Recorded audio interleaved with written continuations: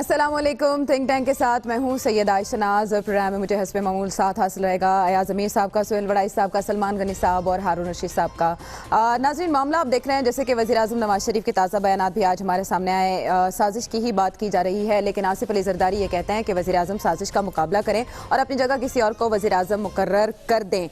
جو بھی ہونا ہے سب ایک تاریخ کا انتظار کر رہے ہیں اور وہ ہے 10 جولائی، جب جے آئی ٹی اپنی رپورٹ سپریم کورٹ کے روبرو جمع کرا دے گی. لیکن قطری شہزادے سے انویسٹیگیشن جس کے لیے ٹیم روانہ ہو چکی ہے اور باقاعدہ ان کو خط ارسال کر دیا گیا ہے کہ آپ سے خط کی تصدیق نہیں، آپ کے خطوط کی تصدیق نہیں بلکہ تحقیقات درکار ہیں.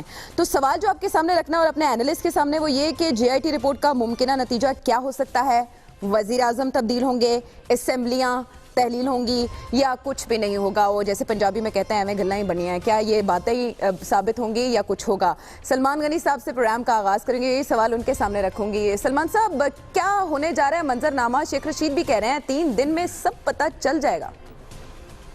دیکھیں عائشہ، آپ نے ابھی پرائم منسٹر صاحب کے خطاب کا ذکر کیا اور ان کی جانب سے سازش کی بات کی ہے کہ اپوزیشن ہمیشہ یہی کیا کرتی ہے کہ آپ پاکستان کی سیاسی تاریخ اٹھا کے دیکھیں کہ انہوں نے حکومت کو غیر مستحکم کرنا ہوتا ہے، اپنے لیے راستہ بنانا ہوتا ہے. میں سمجھتا ہوں کہ جے آئی ٹی کے نتیجے میں کیا ہوگا کہ 10 تاریخ کے بعد کا سیاسی منظرنامہ ابھی کچھ ہونے نہیں جا رہا. اور جہاں تک کہ قطری شہزادے کی بات ہے، دیکھیں بنیادی چیز تو منی ٹریل کا پتہ چلانا تھا جو لندن کے فلیٹس ہیں. اچھا. اور اس میں سب سے معتبر گواہی تو اسی قطری شہزادے کی ہے. اور میں سمجھتا ہوں جو میرے پاس اطلاعات ہیں کہ اگلے 48 گھنٹے کے اندر اس حوالے سے کوئی ڈیولپمنٹ ہونے جا رہی ہے. کس حوالے سے؟ قطری شہزادے کی تصدیق کے حوالے سے کہ جے آئی ٹی کے اراکین وہاں پر جا رہے ہیں. میں سمجھتا ہوں کہ ان کی گواہی سارے عمل میں بہت معتبر ہوگی، جو بھی وہ گواہی دیں گے. لیکن صرف تصدیق درکار نہیں ہے سلمان صاحب، تحقیقات کا عمل وقت لے گا. دیکھیں بات یہ کہ انہوں نے 10 تاریخ کو اپنی رپورٹ دینی ہے. میں اس لیے کہہ رہا ہوں کہ اگلے 48 گھنٹے میں ایک ڈیولپمنٹ ہونے جا رہی ہے اور وہ قطری شہزادے سے تصدیق کر لیں یا تفتیش کر لیں. بہرحال ان کا بیان سب سے معتبر ہوگا چونکہ اس میں آپ نے منی ٹریل دیکھنی ہے. لیکن بنیادی سوال یہ ہے کہ آگے سیاسی منظرنامہ کیا ہوگا. ابھی تک تو اگر آپ سیاسی محاذ پہ دیکھیں تو محاذرائی کشمکش اور تناؤ. میں ہمیشہ یہ کہتا ہوں کہ بڑا اپسیٹ اس لیے نہیں میں دیکھ رہا کہ وہ ایک صورتحال ہوتی ہے جو کراچی سے خیبر تک کہ پاکستان کے عوام سڑکوں پہ نکلے ہوئے ہیں، کوئی تصادم کی صورتحال ہے. ہمیشہ ہمارے سیکورٹی ادارے اس وقت انوالو ہوتے ہیں جب عوام کے درمیان یا پولیٹیکل فورسز کے درمیان براہ راست کوئی تصادم ہو. اس وقت تو بیانات کے گولے داغے جا رہے ہیں، ایک دوسرے کے خلاف الزامات ہے، ایک دوسرے کی تضحیق کرنے کی کوشش ہو رہی ہے. یہ سیاسی عمل کا حصہ ہے، یہ ایک غیر اعلانیہ انتخابی کمپین بھی ہے. دیکھیں یہ فیصلہ بھی ہونا ہے. اس کے بعد آپ کی پولیٹیکل پارٹیز اور پولیٹیکل لیڈرشپ جو ہے اپنا سیاسی کیس عوام کے سامنے پیش کرنے کی کوشش کر رہے ہیں. جیسے کہ ابھی کچھ دیر پہلے پرائم منسٹر صاحب نے خطاب کیا ہے، اب لوگ ان کے ترقیاتی منصوبوں کو یا پاور پروجیکٹس کو یا اکنامک کوریڈورز کو ووٹ دیتے ہیں یا جو اس وقت ڈسکشن پاکستان کی ہو رہی ہے. میں سمجھتا ہوں کہ ایک کریڈٹ میں ہمیشہ سے عمران خان کو دیتا ہوں کہ پاکستان کے اندر کرپشن اور لوٹ مار ایک بڑے ایشو کے طور پہ جو آئی ہے، اس کا کریڈٹ ضرور انہیں جاتا ہے.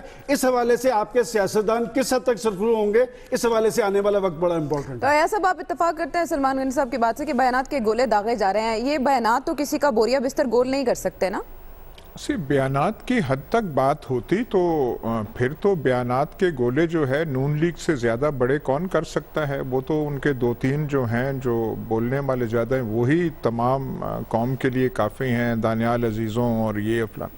یہاں یہ بیان داغنے والی بات یہاں پہ ہے نہیں. جی ایک ہمارا عجیب پاکستانی سوچ اور ہمارا کلچر یہ ہے، جیسے وزیر اعظم صاحب بھی فرماتے ہیں، ان کی صاحبزادی نے بھی فرمایا، کیا ہم نے کوئی کرپشن کی ہے؟ کیا ہم ان کے سامنے ایک بڑے سیریس کیس کا سامنا کر رہے ہیں. ان سے سوالات پوچھے جا رہے ہیں، پیسوں کے بارے میں ہے، منی لانڈرنگ بیچ میں ہے، حدیبیہ پیپر ملز کے بارے میں، وہ جو جعلی بینک اکاؤنٹ لاہور کی ایک کوئی غیر ملکی بینک کی برانچ تھی وہاں پہ کھولے گئے تھے، ایک فیملی کے نام پہ کھولے گئے تھے. اسحاق ڈار صاحب کا ایک لمبا چوڑا 45 صفحات کا ان کے ہاتھ سے تحریر کیا ہوا ایک جو ہے وہ کنفیشن کہہ لیجئے، اپروور کا وہ سٹیٹمنٹ ہے جس میں انہوں نے واضح کہا کہ مجھے وزیر اعظم کی ہدایت تھی کہ یہ کام کریں.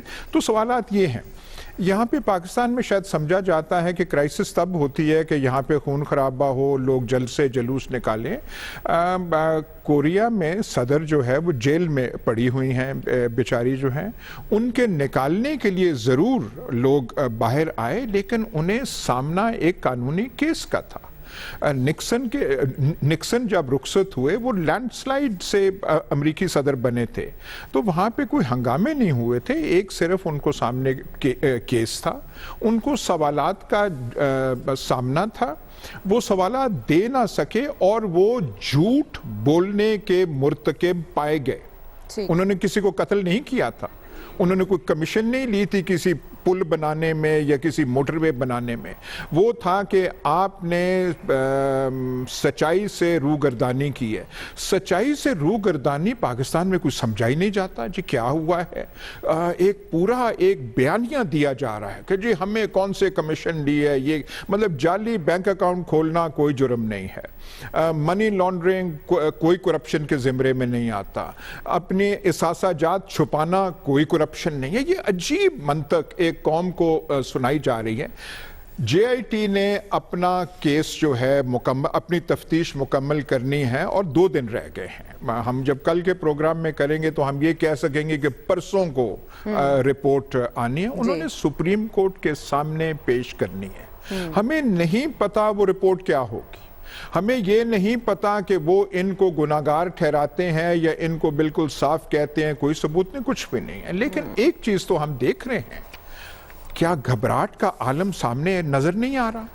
क्या वो जो बिल्कुल जो अफरा तफरी का आलम है, आप जो अभी वज़ीर आज़म साहब ने तकरीर फरमाई है यहाँ पे, जो एक जो अभी इफ्तिताह जो वहाँ करने गए थे, अब परेशानी चेहरे से यहाँ है। देखिए, आप पे थोड़ा सा इल्ज़ाम भी लग जाए, कोई आपको दफ्तर में कोई सवालनामा ही भेज दे, तो आप अपने काम पे कंसंट्रेट नहीं कर सकते। तो ये मुल्क का वजीर आजम है, इन पे घबराहट तो अयाज साहब को लग रही है। सुहेल साहब, आप इत्तेफाक करते हैं इससे? वजीर आजम तो कहते हैं कि आने वाला कल भी उनका है और अब वो 22वें ग्रेड के अफसरों की तरक्की के हवाले से फैसला करने जा रहे हैं 8 जुलाई को, और वो 10 जुलाई को एक और पावर प्रोजेक्ट का इफ्तिताह करेंगे। वो कहते हैं वो घबराने वाले नहीं हैं। आपको भी लगता है कि हुकूमत समझ चुकी है, हार चुकी है ज़हनी तौर पर? वाजिद ज़िया का नाम भी तकर्री पाने वालों में शामिल है। मेरा ये ख्याल है कि इस वक्त हुकूमत की जो सोच है वो अब भी ये है कि शायद हमें कोई रास्ता मिल सकता है, लेकिन आम तौर पर होता यह है कि हुकूमत के इर्द गिर्द बहुत से खुशामदी, बहुत से चापलूस इकट्ठे होते हैं जो उन्हें हकीकत हाल के बारे में गुमराह करते रहते हैं और बहुत सी सच्ची बातें उन तक नहीं पहुंचती। और अब आहिस्ता आहिस्ता इस वक्त फ़ज़ा ये बन चुकी है, मुझे तो ये डर लग रहा है कि अगर JIT ने किसी न किसी तरह, जिसका बड़ा इम्कान कम है, अगर मियाँ नवाज़ शरीफ को बेगुनाह करार दे दिया तो फिर क्या होगा? मेरा तो ख्याल है सबसे ज़्यादा नापसंदीदा JIT का ये फ़ैसला होगा, चाहे वो जितना ही इंसाफ पर मबनी क्यों ना हो। इसलिए कि पब्लिक सेंटीमेंट इस दौरान इस हद तक ऊपर जा चुका है कि उसको वापस लाना बड़ा मुश्किल होगा। तो इसीलिए इसकी वजह ये रही है कि नून लीग ने इस दौरान अपना कोई नैरेटिव, अपना कोई अल्टरनेट स्टांस वो बड़ी ताकत से पेश नहीं कर सकी, जिस तरह से कि PTI और मिडिल क्लास ने एक स्टांस जो है वो पेश किया है करप्शन के ख़िलाफ़, उसकी परसेप्शन के ख़िलाफ़। नून लीग ने जो स्टांस पेश किया वो ये है कि ये ज़ाती कारोबार का मामला है और इसका हुकूमती कारोबार से कोई ताल्लुक नहीं है। लेकिन सवाल तो इस वक्त ये हो रहा है कि जितना भी क्या प्राइम मिनिस्टर की जो शख्सियत है, ज़ात है, वो सादक और अमीन है या नहीं है। बज़ाहिर ये आर्टिकल 62-63 डिक्टेटरशिप के दौर में आया, लेकिन अब एक मसला पैदा हो गया है और उस मसले को हल करने के लिए जहां सियासी इनिशिएटिव की ज़रूरत है, मैं तो ये कहता हूं कि नून लीग ने सियासी इनिशिएटिव का जो वक्त था बहुत सारा ज़ाया कर दिया है। उनके पास पॉलिटिकल इनिशिएटिव लेने के मौके थे, उनके पास सुप्रीम कोर्ट जाने के मौके थे, उनके पास JIT को चैलेंज करने के मौके थे। उन्होंने वो सारे मौके आहिस्ता आहिस्ता ज़ाया कर दिए और अब तो ऐसे लगता है कि अब वो कातिब तकदीर से یہ توقع کر رہے ہیں کہ ان کے حق میں کچھ اچھا وہ ہو۔ کاتب تقدیر سے توقع کر رہے ہیں، لیکن ساتھ ہی طلال چودھری کہہ رہے ہیں کہ فیصلہ لکھا کہیں اور جائے گا، سائن کرے گی صرف JIT۔ سلمان صاحب، آپ کیا دیکھ رہے ہیں؟ اب متبادل وزیراعظم کی اگر بات ہو تو شہباز شریف، مریم نواز تو رکن پارلیمان نہیں ہے، تو متبادل وزیراعظم کون ہو سکتا ہے؟ اور باقی کیا جیسے سہیل صاحب اس خدشے کا اظہار کر رہے ہیں کہ گمراہ کیا جاتا ہے، حقیقت حال نہیں بتائی جاتی، پہنچ نہیں سکی مسلم لیگ نون اس کو، ایسا؟ دیکھیں، یہ بات تو سہیل وڑائی صاحب نے بالکل درست کہا ہے، اور میرا خیال اپنی لیڈرشپ سے خلوص کا تقاضا یہی ہوتا ہے کہ ان کو بتایا جائے کہ زمینی حقائق کیا ہے، ہم کہاں پر کھڑے ہیں اور عوامی رجحانات کیا ہیں۔ بدقسمتی یہ ہے کہ ہماری سیاسی لیڈرشپ کے قریب ایک نواز شریف نہیں، میں تو سوچتا ہوں کہ عمران خان صاحب کا بھی ایک سیاسی کیس تھا، اور میں ہمیشہ 30 اکتوبر 2011 کے جلسے مینار پاکستان کی ریلی کا حوالہ دیتا ہوں کہ بڑی مؤثر ریلی تھی، چارج کراؤڈ تھا، تبدیلی کی بات ہو رہی تھی۔ آج ہی میں دیکھ رہا تھا کہ کاف لیگ کے کچھ لوگ شامل ہو رہے ہیں، اور یہ وہ لوگ ہیں جنہیں میں تیسری دفعہ پارٹی بدلتی دیکھ رہا ہوں کہ اس طرح کے لوگ آ کے جو جینوئن پولیٹیکل ورکرز ہیں وہ بیچارے پیچھے رہ جاتے ہیں۔ اور عائشہ، اب پاکستان کا بڑا سیاسی المیہ یہ ہے کہ آپ الیکشن کے پروسیس میں جا رہے ہیں، اور ہمارے ایاز امیر صاحب جیسے سیاسی کارکن، دانشور، اس طرح کے لوگوں کو آگے ہونا چاہیے۔ بات یہ کہ وہ تو بہت پیچھے رہ جاتے ہیں، اور سارے دیکھیں پیمانے کیا ہیں کہ جی مال و دولت، سیاسی اثر و رسوخ، اور کوئی اب تفریق نہیں نظریات کی یا خیالات کی۔ آپ طلال چودھری صاحب کا جو حوالہ دے رہے ہیں، دیکھیں وہاں پر میٹر کرتے ہیں نواز شریف، پاکستان مسلم لیگ نون نواز شریف کا نام ہے، اور میں ہمیشہ سے یہ کہتا آ رہا ہوں، شاید یہ میری بات غلط ہو، کہ پاکستان مسلم لیگ نون کے اندر اگر متبادل ہے تو وہ بھی نواز شریف ہے۔ اس لیے میں کہتا ہوں کہ پاکستان کے یہ تمام ادارے اور پاکستان کی تمام جو سیاسی لیڈرشپ ہے، یہ محب وطن لیڈرشپ ہے، ادارے آپ کے محب وطن ہیں، وہ بھی پاکستان کے بارے میں سوچتے ہیں کہ پاکستان کے اندر کوئی ایسی صورتحال طاری نہ ہو جس سے پاکستان کمزور ہو۔ اس لیے میں کہتا ہوں کہ جو بھی فیصلہ ہونے جا رہا ہے وہ پاکستان کے بہترین مفاد میں ہے، اور سیاسی عمل مضبوط تب ہوگا جب پاکستان کے اندر ایک مؤثر حساب کا سسٹم ہوگا جس میں پرائم منسٹر سے لے کے ساری سیاسی قیادت اور وہ لوگ جو کرپشن میں انوالو ہوتے ہیں وہ اس کے سامنے جواب دیں گے۔ ایسی پھر نہ ہی سمجھیے، جو بات آپ کر رہے ہیں وہ تو دور دور تک ہوتی نظر نہیں آ رہی۔ دیکھیں حالات پہ انحصار ہوتا ہے ایسی چیزوں کا۔ اچھا، یہ تو رد کر رہے ہیں مائنس نواز شریف فارمولے کو سلمان صاحب۔ ہارون صاحب، آپ اتفاق کرتے ہیں اس سے کہ نواز شریف کا کوئی متبادل موجود نہیں ہے پارٹی میں نون لیگ کے پاس، اسی لیے نواز شریف پر ہی زور دیا جا رہا ہے؟ اور پھر کیا حال MQM جیسا ہو جائے گا اگر نواز شریف نہ رہے؟ وہ کتنی دفعہ وہ روز دہرائی جاتی ہے بات، graveyards are full of inevitable people، ناگزیر شخصیات سے بھرے پڑے ہیں قبرستان پڑے ہیں۔ وہ تو سوائے اللہ کے کوئی ذات دائمی نہیں ہے جی۔ ٹھیک ہے، صرف اس کائنات میں جب سے یہ بنی ہے ایک آدمی ایسا تھا جس سے یہ پوچھا گیا تھا کہ اگر چاہو تو تم ہمیشہ زندہ رہو، جناب رسول اللہ صلی اللہ علیہ وسلم سے پوچھا گیا، اور وہ چونکہ بہت ہی سب سے دانا آدمی تھا تو انہوں نے کہا نو بل رفیق الاعلیٰ، میں تو اپنے اللہ کے پاس جانا چاہتا ہوں، کہ وہ فطرت کا تقاضا یہی ہے، کوئی ناگزیر نہیں ہے۔ اگر میری آپ ذاتی رائے پوچھیں جو غلط ہو سکتی ہے، مگر جو میں سوچتا ہوں کافی میں نے غور و خوض کیا، تو نواز شریف کا متبادل کلثوم نواز ہے اور کوئی نہیں ہے جو ان کے ساتھ لائل ہے مگر اپنی رائے پختہ رکھتی ہیں۔ باقی رہ گئی یہ طلال اینڈ کمپنی، تو یہ تو کسی کے بھی جوتے اٹھا سکتے ہیں، کیسے متبادل نہیں ہو سکتے؟ کسی کے بھی جوتے اٹھا سکتے ہیں۔ مریم نواز نہیں ہو سکتے؟ نہیں، مریم نواز نہیں ہو سکتی، مریم نواز حصہ ہے نواز شریف کا، کلثوم نواز ایک انڈیپینڈنٹ اینٹیٹی ہے جو اپنی رائے رکھتی ہیں، مطلب لائل ہیں وہ خاندان کے ساتھ۔ باقی یہ کوئی ووٹرز تو نہیں ہیں جو ہم کہتے ہیں ووٹرز، یہ تو رعایا ہیں۔ یہ پیپلز پارٹی کی سب سے مقبول لیڈر تو بھٹو ہی تھے نا، تو 40% سے 25% پہ آ گئے تھے ضیاء الحق کے زمانے میں، کہ مجبوری ہے وہ نہیں ہے، ان کو پھانسی دے دی گئی تو وہ متبادل انہوں نے ایکسیپٹ کر لیا۔ اگر تو اصول پہ چلنا ہے تو اصول یہ ہے کہ عدل ہونے دیا جائے، اور اس میں سب لوگ تعاون کریں، صرف حکمران پارٹی نہیں، سب لوگ تعاون کریں۔ اور اگر حالات کا جبر ہے جس کے ہم عادی ہیں کہ حالات جو ڈکٹیٹ کریں گے پھر ہم اسے قبول کر لیں گے، تو حالات کا جبر یہ ہے کہ نواز شریف اب سٹے نہیں کر سکتے۔ ایاز صاحب، حالات کا جبر یہ کہہ رہا ہے نواز شریف سٹے نہیں کریں گے تو پارٹی رہے گی، حکومت رہے گی، یا اسمبلیاں تحلیل کرنی ہی پڑیں گی؟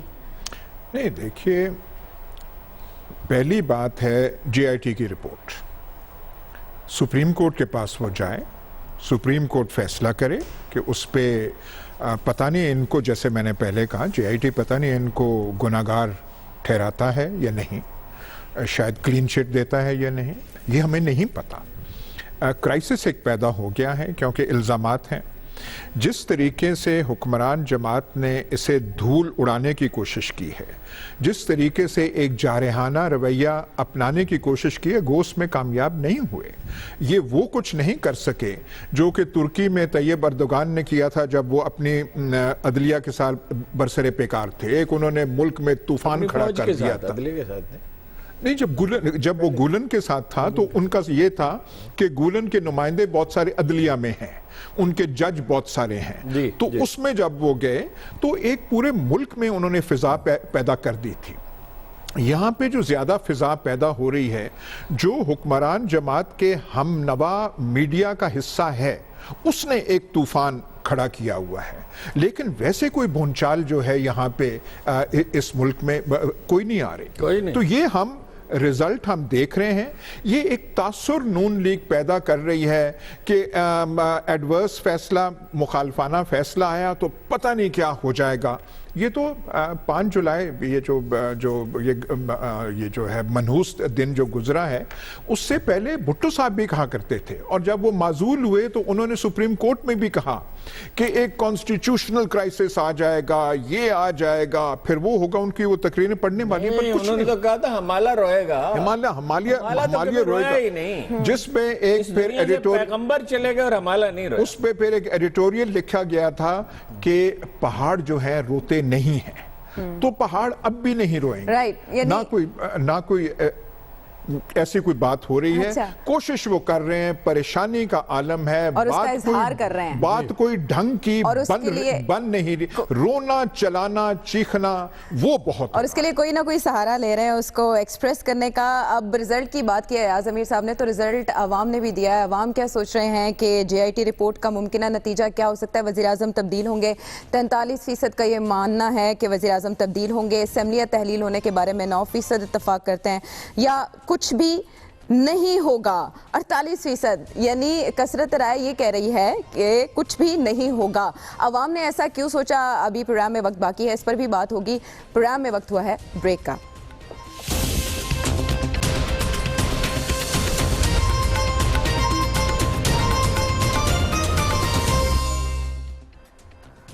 थिंक टैंक का साथ देने का शुक्रिया। जैसे जैसे वक्त गुजर रहा है, कतरी शहजादे के बयान की अहमियत भी ज़्यादा होती जा रही है। मरियम औरंगज़ेब का भी ये कहना है कि अगर नीयत हो तो बयान रिकॉर्ड किया जा सकता है, जैसे कि साबिक सदर परवेज़ मुशर्रफ का बयान रिकॉर्ड किया गया। अब सवाल जो आपके सामने रखना है वो ये कि क्या सुप्रीम कोर्ट कतरी शहजादे के बयान के बगैर फैसला सुना सकती है? आप इस सवाल का जवाब हमें दीजिए, और यही सवाल मैं सुहेल वड़ाई साहब के सामने रखूंगी। सुहेल साहब, आप वज़ीर आज़म के साथ रहे दौरा ताजिकिस्तान के दौरान, क्या उनके मिजाज से आपने उनकी बॉडी लैंग्वेज से नोट किया? क्या वाकई पार्टी इज़ ओवर?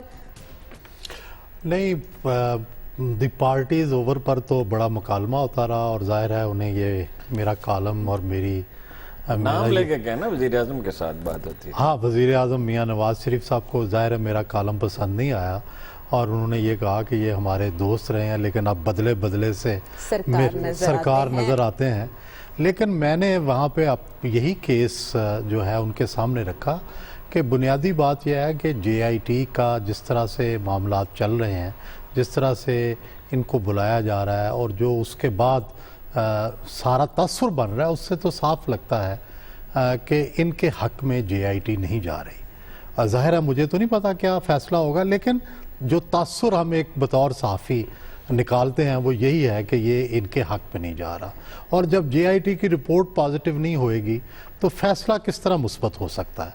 तो इसलिए मैंने तो यही कहा कि आपको पॉलिटिकल इनिशिएटिव्स, जो कि एक सियासतदान का हक होता है, आप वो लें, और उन पॉलिटिकल इनिशिएटिव बहुत तफसील से डिस्कस हुए कि क्या क्या पॉलिटिकल इनिशिएटिव्स हो सकते हैं।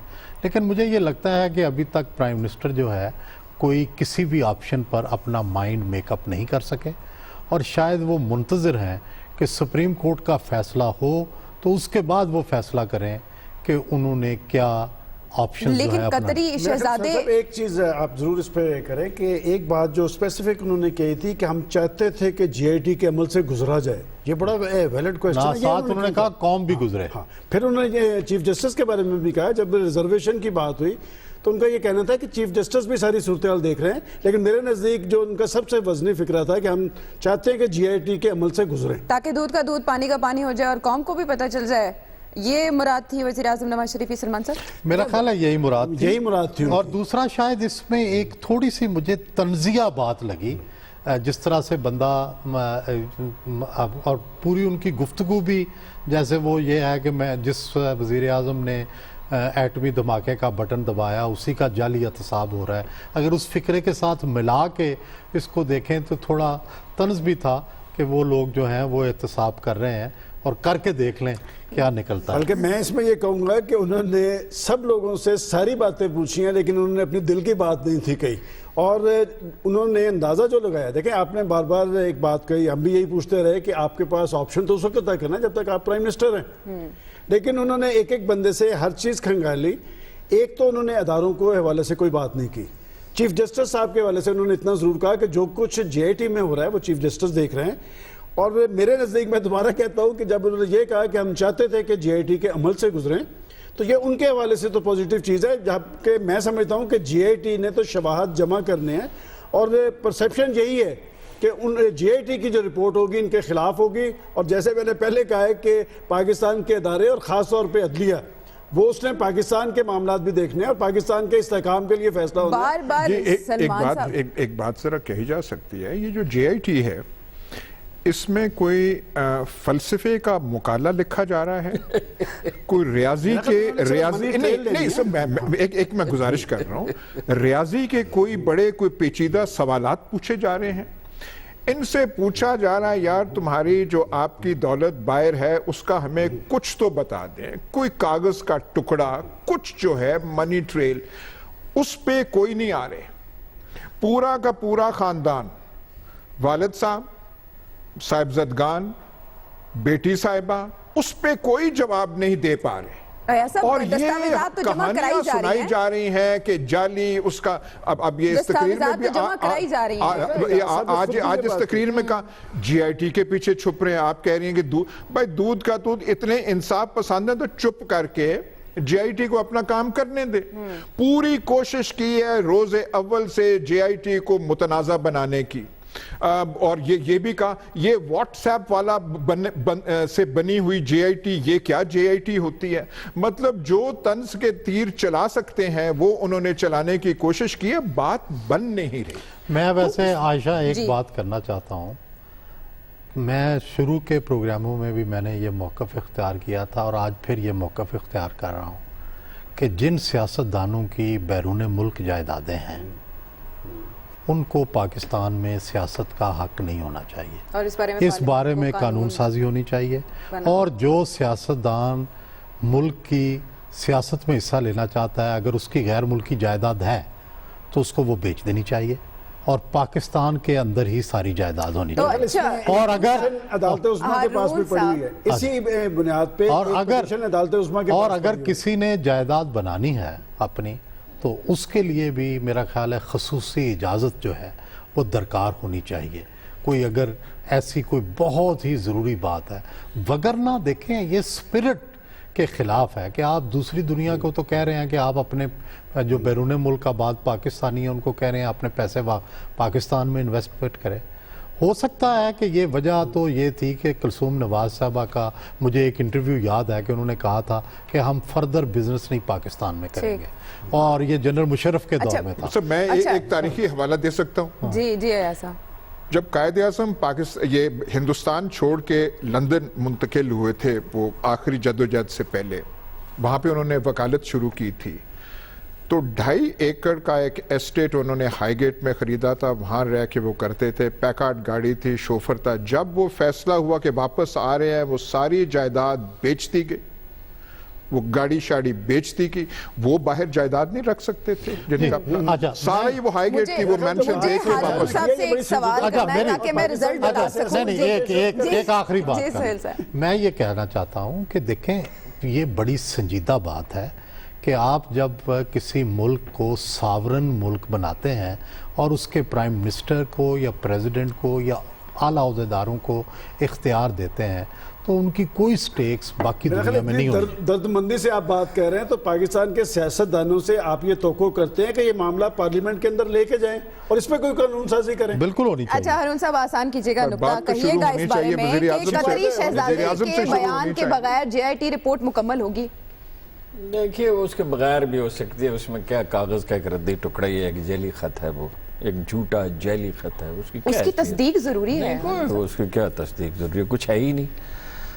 दो मेरा ख्याल है- मनाज़र मुझे, मेरा ये अगर ख्याल है मुझे कि इजाज़त JIT दे दें, को एक आध छोड़े- फिक्रा ही बोलने की इजाजत दे दें। JIT की बजाय कब से- हारून साहब से फैसला ले लें। बात यह है, नहीं, हारून साहब ने कोई फैसला तारीखी अवामल करते हैं हमेशा, फैसला कोई इंडिविजुअल कभी नहीं करता। बात ये, दो वाक़यात मुझे याद आ रहे हैं। देखिए, तारीख में एक ही ज़माना गुजरा है जिसको हम आइडियल ज़माना कहते हैं, जिसपे कुरान नातक है। कुरान कहता है रज़ी अल्लाह व रज़ू अन्हु, कुछ एक ग्रुप ऑफ पीपल था जिनसे अल्लाह राज़ी था और अल्लाह जो अल्लाह से भी राज़ी थे, मिसाली लोग।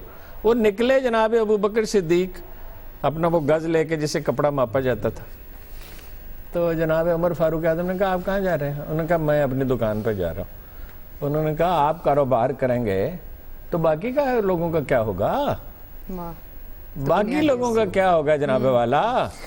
तो उन्होंने कहा हम आपकी तनख्वाह मगर head of the estate business कर सकते ही नहीं। और छोड़िए आप इसको कि जिन मुल्कों में वाकई जमहूरियत है और अकाउंटेबिलिटी है, हसीना वाजिद नहीं कर सकती, नरेंद्र मोदी नहीं कर सकता, अशरफ गनी नहीं कर सकता। ये कैसा मुल्क है डोनाल्ड ट्रंप कि कर जिसका सकते हैं? वजीर आजम, डोनाल्ड देखिए जनरल हमीद गुल गए उनके वालिद गिरामी के पास जिस दिन ये वजीर आजम इनको बनना था, उन्होंने कहा कल तो आप हमारे बास होंगे, मैं आपसे एक बात अर्ज करना चाहता हूँ, अब आप बिजनेस नहीं करना चाहिए आपको। तो मियाँ मोहम्मद शरीफ मरहूम ने फरमाया साड़ा तो वेला ही होना है, साड़ा तो टाइम ही होना है। तो इसका मतलब है ये एक बुनियाद से basic इस्लाह की contradiction जरूरत सर, बात है, सुनिए। बुनियाद से इस्लाह की जरूरत मैं है। ये बिल्कुल इत्तफाक है, वेला साडा होना, वेला कभी खत्म भी होना ही अयाज साहब, वेला ब्रेक का खत्म हो गया, ब्रेक का हमेशा आ हाल हो गया गया, है। वेला खत्म वेला ही नहीं हो काफी देर रहा। से ब्रेक का आ गया है, लेकिन अवाम की राय को शामिल करना, मुझे बार बार ब्रेक का कहा जा रहा है। सुप्रीम कोर्ट कतरी शहजादे के बयान के बगैर फैसला सुना सकती है, अवाम इस बारे में क्या राय रखते हैं? 70% ये कहते हैं कि जी हाँ, इस बयान के बगैर, जैसे कि हारून साहब ने कहा, कि फैसला सुनाया जा सकता है। 30% ऐसा नहीं समझते। ब्रेक के बाद वापस आएंगे तो बात करेंगे एक और मामले की जिसके बारे में रिपोर्ट आई, अहमद उर शर्किया का मामला। वहां भी बुनियादों में बहुत कुछ है। ब्रेक के बाद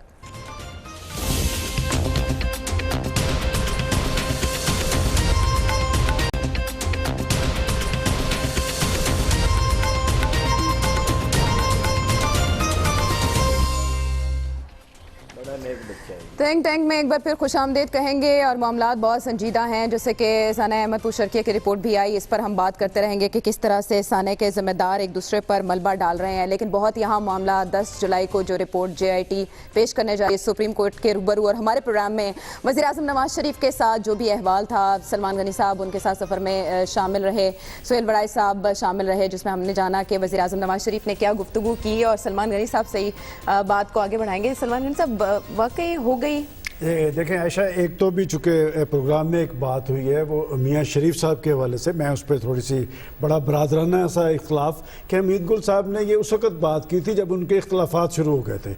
और जहाँ तक JIT में कागजात फराहम करने के ना करने की बात की गई है, देखिए बात यह कि उन्होंने तो जो चीज़ उन्हें फराहम की गई है, मैं समझता हूँ कि प्राइम मिनिस्टर ने आखिर ये बात क्यों की कि हम चाहते थे कि JIT के अमल से गुजरें, और जो चीज़ें उन्हें कही गई है उन्होंने फराहम की हैं। और मैंने इसीलिए शुरू में कहा था कि अगले 48 घंटे में कोई पेशरफ्त होने जा रही है। मेरा ख्याल इसमें कतरी शहजादे की गवाही ज़रूर पढ़नी चाहिए, चूँकि बुनियादी चीज़ क्या है कि ये फ्लैट्स के अंदर मनी ट्रेल क्या है, और बाकी मामला तो उदैबिया के आ गए या गल्फ स्टील के आ गए, बुनियादी चीज़ वो मनी ट्रेल है, वो मनी ट्रेल सामने आनी चाहिए। और जैसे कि मुझे इजाजत देना इसकी वजाहत करने एक- की, मैं को अल्लाह को हाजिर नाजर जान के कहता हूँ कि so for my information concern, वजीर आजम नवाज शरीफ के हलफ लेने से पहले जनरल हमीद गुल उनके पास गए थे। अच्छा, मुझे उन्होंने अयाज उसके साहब, बाद कहा था जब बिल्कुल, ये बात शुरू हो गया। ये तो मजीद निजामी साहब के बारे में भी कहा जाए, उन्होंने भी कहा था कि हुण तुसी कारोबार अपना कर दो, तो उनको भी जवाब ऐसा ही मिला था। ये तो तारीख का हिस्सा है। लेकिन ये जो आप कतरी का वो बार बार कर रहे हैं, कतरी जो है वो गवाह जो है एक फरीक के हैं, जो फरीक आपने बात बड़ी ठीक की थी शुरू में कि रिपोर्ट्स में क्या है, ये तो आएगा 10 तारीख के बाद सामने आ लेकिन ये जाएगा जो कि किसने कतरी क्या लेकिन ये जो रिपोर्ट सवाल मुकम्मल कतरी होगी क्या? का जो सवाल तो ये है ना। ये इनका एक फरीक के गवाह हैं, وہ جا کے ان گواہ کو پیش کریں، وہ نہیں کر سکتے تو کیا سب کیسے مکمل ہوگی؟ ایک اہم فریق ہے وہ. میرا یہ خیال ہے کہ نہ تو اس کو نفرت نہ انتقام اس نظر سے نہ دیکھیں. اگر نفرت اور انتقام سے اور پہلے سے یہ فیصلہ کر لیں ہم کہ بھائی ہم نے ان کو کوئی نشان عبرت بنانا ہے تو اس سے معاملات بگڑیں گے، اس سے انصاف نہیں ہوگا. نہ جے آئی ٹی کو اس سوچ سے رپورٹ دینی چاہیے، نہ ظاہر ہے فیصلہ ایسا آنا چاہیے. یہ پاکستان کے مستقبل کا فیصلہ ہے اور آج تک پاکستان کی تاریخ میں جب بھی کوئی فیصلہ بدنیتی نا انصافی سے کیا گیا وہ الٹا پڑا. جو نیک نیتی سے جو انصاف پر مبنی فیصلے ہوئے صرف وہ کہہ رہی. مجھے اجازت دیں اس پہ بات کرنے کی. 100% میں ان سے اگری کرتا ہوں. اگر آپ کی نیک مقصد آپ کا انصاف ہو، عدل ہو، تو پھر بالکل نفرت اور انتقام اور تعصب کو الگ رکھنا چاہیے. لیکن یہ بھی تو زمین پہ تشریف لائے نا. حقائق اتنا بڑا جھوٹ بول رہے ہیں کہ ہم تو چاہتے تھے جے آئی ٹی سے گزریں. یہ تو یہ چاہتے ہیں کہ اکبر اعظم کی طرح مذہب بھی ذاتی ایجاد کریں.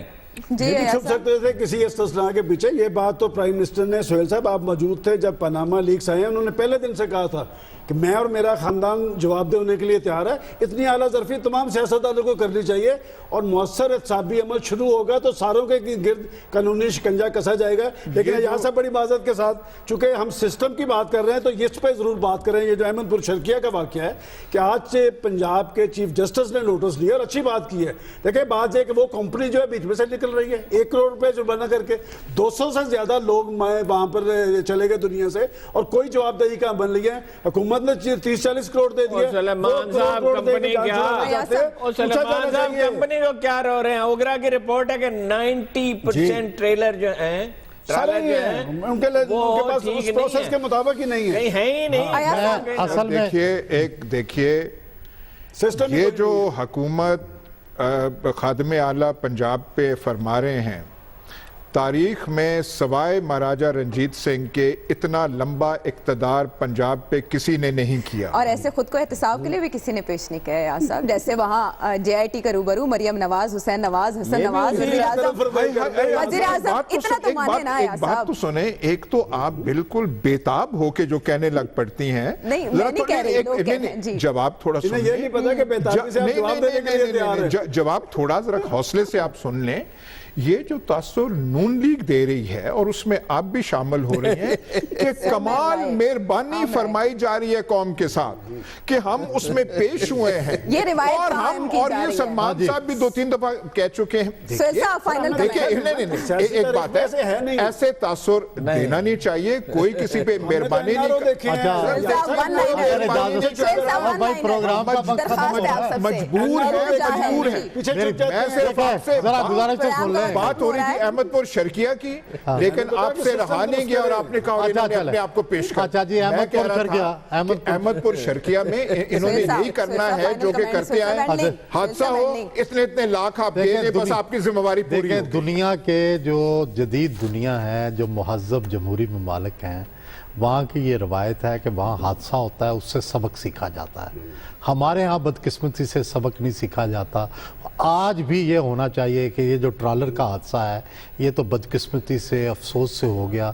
ذمہ داروں کو سزا ملے اور آئندہ ایسا معاملہ طریقہ کار کیا جائے. یہ جو 90% ٹرالر غلط چل رہے ہیں ان کو روکا جائے، سبق سیکھا جائے گا تو آئندہ حادثہ نہیں ہوگا.